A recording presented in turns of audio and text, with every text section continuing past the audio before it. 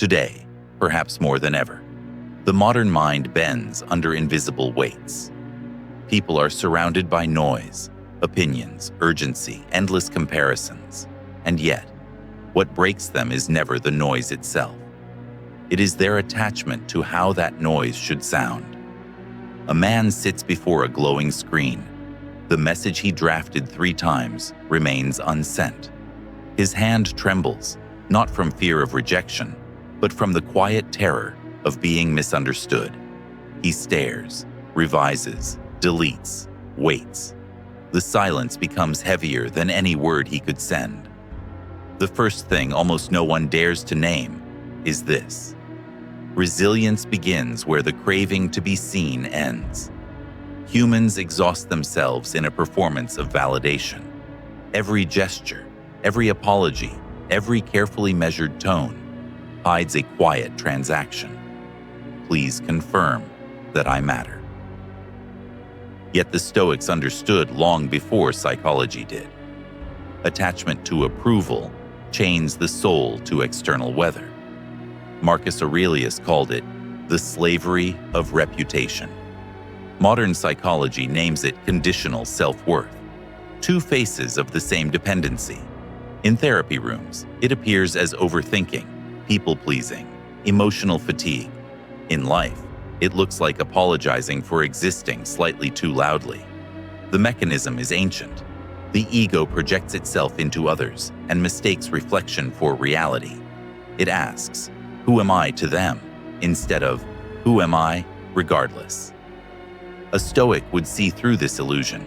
He would observe the impulse to explain, to justify, to repair what was never broken. He would not repress the emotion, but reorder it. He would ask, "What is within my control?" A question so simple, it dissolves panic. He answers through conduct, not confession. He slows his speech, breathes once, and speaks only what survives silence. He refrains from explaining his boundaries, because truth does not need translation. He becomes the still axis in a turning room. There is immense psychological sophistication in such restraint. Resilience is not hardness, it is clarity. To know what belongs to you and what belongs to the world.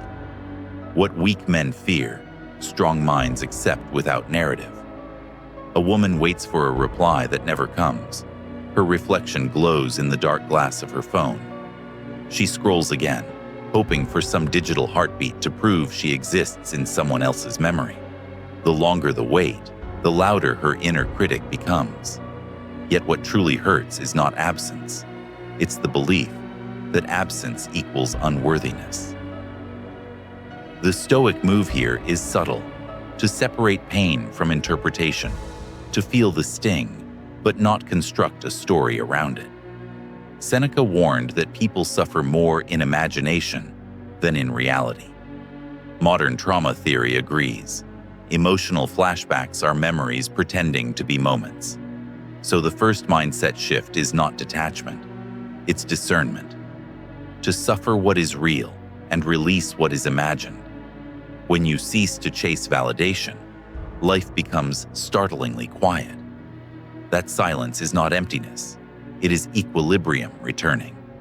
And from it, dignity grows like muscle, rebuilt after strain. Worse than that, a second pattern quietly erodes boundaries, the mind's addiction to control. Control is a sophisticated disguise for fear. People call it responsibility, care, or planning, but beneath it lies an anxiety that cannot accept uncertainty. The ego demands prediction as proof of safety. It clings to outcomes as if surrender were annihilation. Yet Stoicism is the art of distinguishing between command and cooperation. You command your choices, you cooperate with fate. The rest is vanity. A man checks his schedule, tightens his jaw, plans the next 5 years like a military campaign. He cannot sleep. Each night he rehearses potential disasters, victories, and failures. His mind wages war against the unknown and still loses. because the unknown doesn't fight back. You do not defeat chaos by force. You outlast it by form. The psychological mechanism here is anticipatory control, a learned reflex where the brain overplans to avoid emotional ambush. It feels rational but drains vitality. In truth, no plan survives reality unscarred. The Stoic path is not to abandon planning, but to plan without clinging. When Epictetus said, "Make the best use of what is in your power," he implied something profound. The future is never owned, only negotiated. Resilience lives in that negotiation, between effort and acceptance, design and destiny. The Stoic move, then, is rhythm. Act fully, release completely. Work as though the outcome depends on you. Rest as though it never did. Control the gesture, not the wind. He finishes the email, reads it once, and sends it without waiting to feel ready. The act itself becomes liberation, and something shifts. The nervous system, long held hostage by prediction, exhales. What remains is not control, but composure, a deeper mastery that needs no audience. Freedom is not found in certainty, but in surrender to principle. Hold your response. The next shift turns apology into leverage. The room is quiet except for the hum of a distant city. A single message blinks, seen, but no reply follows. Hours pass. The temptation to explain yourself rises like a fever. Maybe they misunderstood. Maybe I said too much. Maybe I owe them clarity. You do not. The third shift reveals itself in these moments of unnecessary apology. You owe no one your self-abandonment. Humans are trained to trade peace for approval. They apologize for being intense, for being silent, for being themselves. Yet apology without cause is not humility. It is submission, disguised as grace. It erodes integrity molecule by molecule until only performance remains. A Stoic does not confuse gentleness with guilt. He knows the difference between correction and collapse. When Seneca spoke of a mind unshaken by circumstance, he did not mean coldness. He meant proportion. Respond to what is true and nothing more. The mechanism beneath this compulsion is emotional conditioning. From childhood, many learn that harmony must be purchased through self-erasure. They read facial tension like sacred text, adjusting tone, posture, truth itself, just to prevent withdrawal. It is trauma wrapped in etiquette. Every false apology teaches the world how to underestimate you. Imagine a woman who apologizes for her ambition. She laughs it off, calls it a phase, pretends she doesn't mean what she clearly does. When others disregard her, she feels unseen, yet she trained them to look through her. The Stoic move is reclamation. To observe guilt arise like smoke and not chase it. To stand still when every nerve screams, repair the discomfort. Silence, in such moments, is a revolution. He walks away from an argument not because he's indifferent, but because clarity no longer needs debate. His peace is not up for negotiation. Psychologically, this is individuation, the process of separating authentic self from inherited fear. Jung called it the path of the few, and indeed it is. Most would rather conform than confront the loneliness of integrity. But resilience demands that solitude. When silence becomes discipline, a fourth principle surfaces. Pain is information, not identity. The world teaches people to over-identify with their wounds. A heartbreak becomes proof of unworthiness. A failure becomes prophecy. Yet both Stoic and modern thought warn against this confusion. Seneca wrote, "A great mind becomes stronger through the blows of fortune." Psychology echoes him. Pain, when processed rather than personalized, becomes adaptation. A man loses his job. For days he stares at the same spot on the ceiling, convinced life has turned against him. But beneath despair, a subtler voice asks, "What remains if all roles are removed?" He sits up, opens the window. The same wind enters, indifferent yet cleansing. He realizes the event is neutral. His attachment is not. Suffering becomes sacred when it ceases to define you. The mechanism here is ego fusion, the collapse between experience and essence. You feel grief, and you think you are grief. You fail once, and you think you are failure.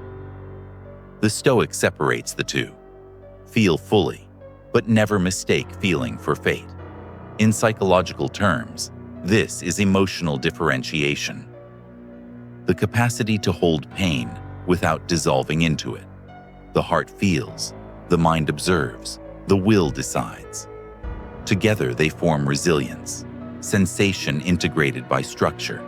A woman rereads a message that once shattered her. It still stings, but no longer dictates her worth. She exhales, not because the memory is gone, but because she now owns it. The Stoic move is not suppression, but conversion. Convert pain into perception. Each discomfort reveals where attachment hides. Each rejection exposes where expectation lives. Each silence teaches presence without permission. To live this way is to reframe existence itself. You cease seeking a painless life. You cultivate a purposeful one. And paradoxically, pain loses its sting when it gains meaning. Resilience is not immunity from pain. It is intimacy with it. Deeper still, a fourth truth cuts through vanity. Strength without tenderness is tyranny. Many mistake resilience for armor, unyielding, impenetrable, proud. But an armored heart cannot feel its own victory. True Stoic strength is porous. It allows empathy to enter without chaos taking command. Picture him standing in a doorway, watching someone he loves break down. He does not rush to fix, explain, or flee. He listens, rooted, letting their emotion move through the air like rain through branches. He absorbs without drowning. That is discipline, not detachment. Psychologically, this is secure containment, the nervous system's ability to hold tension without impulsive discharge. It is how children learn safety from calm parents. It is how adults learn self-respect from silence. The Stoic move: respond, don't react. Measure tone before words. Observe before offering comfort. Because often the most powerful gesture is the unspoken one. Presence without interference. The calmest man in the room writes the narrative of it. When empathy meets order, relationships shift from negotiation to respect. The world stops demanding that you bleed to prove you care. You embody composure that liberates others from panic. Do not rush. The following move separates passivity from discipline. Night settles over the city like a slow confession. Windows glow with small screens, each one a mirror of private unrest. Somewhere, someone scrolls through messages they'll never send, half anger, half longing. In that paralysis hides the next shift. Stillness is not weakness, it is strategy. Most people equate movement with progress. They chase closure, conversation, resolution, believing that silence is surrender. Yet a Stoic understands that motion, without direction, is merely agitation. He does not confuse noise for life. A man receives an accusation meant to provoke. His impulse is instant rebuttal, his ego trembling for restoration. But he waits, breathes once, watches the emotion pass through his chest like a tide pulling back. In that pause, the situation begins to rewrite itself. Restraint is a language only the disciplined can speak fluently. Psychologically, this is mastery over impulse loops, the brain's compulsion to react before reflection. The Stoic move is to insert consciousness between trigger and response, to convert time into clarity. Every moment of withheld reaction weakens chaos's grip. Stillness reclaims energy. It exposes truth. When you do not answer an insult, you reveal its emptiness. When you refuse to chase misunderstanding, you prove you were never bound to it. And when you hold your composure amid noise, the world sees that power requires no performance. A woman closes her laptop after a storm of criticism. She walks to the window, feels the night air, and does nothing. In doing nothing, she recovers herself. The silence that once frightened her now becomes sanctuary. Modern psychology names this distress tolerance, the capacity to feel discomfort without collapse. It is the nervous system's proof of evolution. The Stoics reached the same summit through philosophy, not science, by training perception to serve reason rather than fear. He who controls his reactivity governs his reality. When stillness becomes your response, manipulation loses its foothold.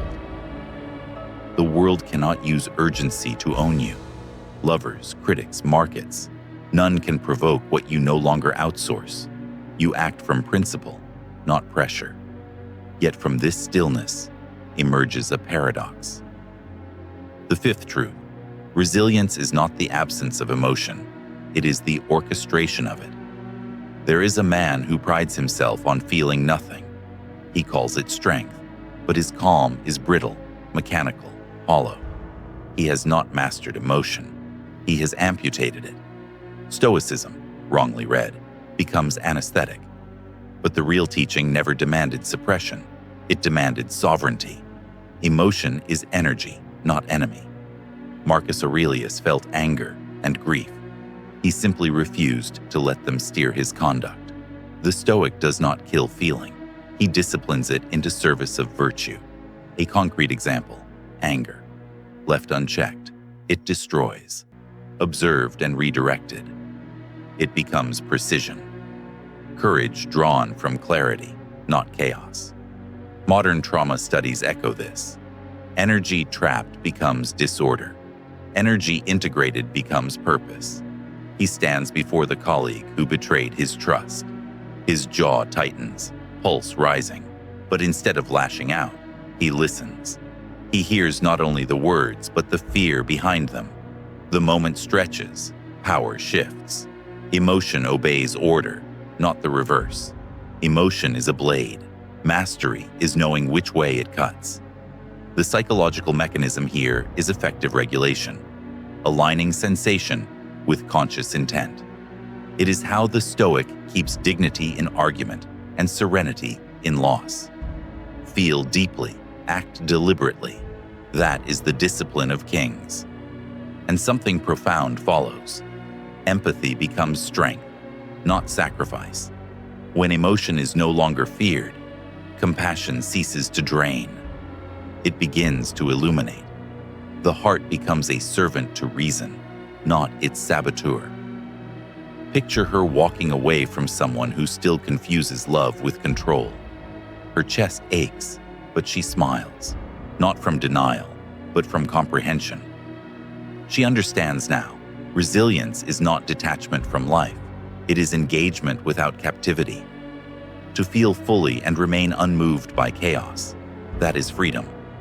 Yet even this strength faces its final test, because after control, after restraint, after discernment, what remains? Loneliness. The quiet after order feels like exile at first, but that emptiness is not punishment. It is the clearing where peace builds its temple. He wakes before dawn. The city is still. Steam curls from his cup as he watches light creep over concrete. No applause, no witness, no reward. Yet his chest feels whole.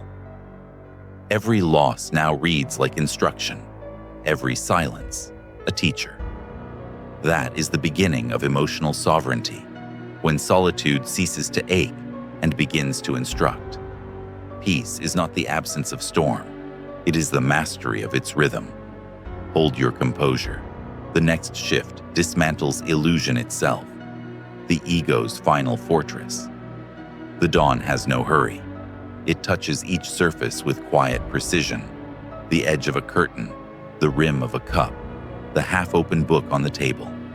In that stillness, something begins to break. The illusion of control's twin, the illusion of self. The sixth shift rises here, in the subtle undoing of ego. You are not your story. You are the space beneath it. Most people spend their lives defending a narrative. I am the victim. I am the achiever. I am the good one. I am the misunderstood. Yet every story, no matter how noble, eventually becomes a cage. The mind clings to continuity as proof of existence, but in truth, identity is fluid, like water, taking the shape of each moment's necessity. A man scrolls through photos of his past, trying to locate who he was before disappointment hardened his tone. He doesn't notice that in trying to remember himself, he is forgetting his presence. The self is not found in archives. It lives only where attention lives. You cannot awaken while still protecting who you once were. Psychologically, this is the collapse of ego identification. Jung described it as the death required before rebirth, the shedding of the false persona that seeks worth through external mirrors. The Stoics called it the alignment with nature, or logos, to act according to the rational structure of reality rather than personal preference. In modern language, when you stop insisting that life fit your story, life begins to fit your growth. The Stoic move here is surrender, not submission, but lucid cooperation with truth. A mature mind does not demand permanence. It studies impermanence and builds within it. He loses the job, the title, the circle that once defined him. The grief is sharp, but beneath it hums something purer, relief. The mask collapses, the man remains, and what remains is enough. When the mask falls, the voice becomes clear. To live without story is to live without pretense. You cease performing worth and begin embodying it. The Stoic speaks less because he has nothing to prove. The wise speak gently because their silence already commands. There is a woman who once needed everyone to believe she was kind. Now she simply is. When others accuse, she does not argue. When they praise, she does not kneel. Her peace is not fragile, it's factual. Modern psychology calls this integration, the unification of shadow and persona, conscious and unconscious. The Stoics, centuries earlier, achieved it through daily self-examination, reviewing thoughts, purging vanity, anchoring to virtue.